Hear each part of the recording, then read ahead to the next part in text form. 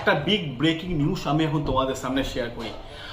পিএসসির একজন রিটায়ার্ড শ্রদ্ধেয় স্যার ছাত্রছাত্রীদের প্রশ্ন করার ওপর তিনি তার ইউটিউব চ্যানেলে কমেন্টে জানিয়েছেন যে পিএসসি যে টেন্ডারিংয়ে যে বিষয়টা ছিল সমস্ত বিষয় কমপ্লিট হয়ে গেছে, প্রসেস কমপ্লিট হয়ে গেছে। এবার প্রশ্ন হচ্ছে তাহলে কি স্যার নিউ নোটিফিকেশন কি খুব তাড়াতাড়ি আসছে? এই মুহূর্তে বলা সম্ভব হচ্ছে না, কারণ ওবিসি সংক্রান্ত মামলার জন্য সমস্ত নোটিফিকেশন আটকে গেছে। সুপ্রিম কোর্ট এখন যেহেতু গ্রীষ্মকালীন ছুটি চলছে, তা সুপ্রিম কোর্ট থেকে এখনও তেমন কিছু অর্ডার আসেনি কারণ ছুটির জন্য।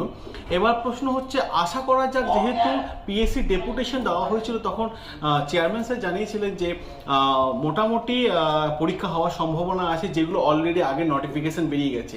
তো ওবিসি সংক্রান্ত জন্য এই মুহূর্তে চাকরি প্রার্থীদের জন্য একটা বলতেই পারো যে এখন একটা খারাপ খবর।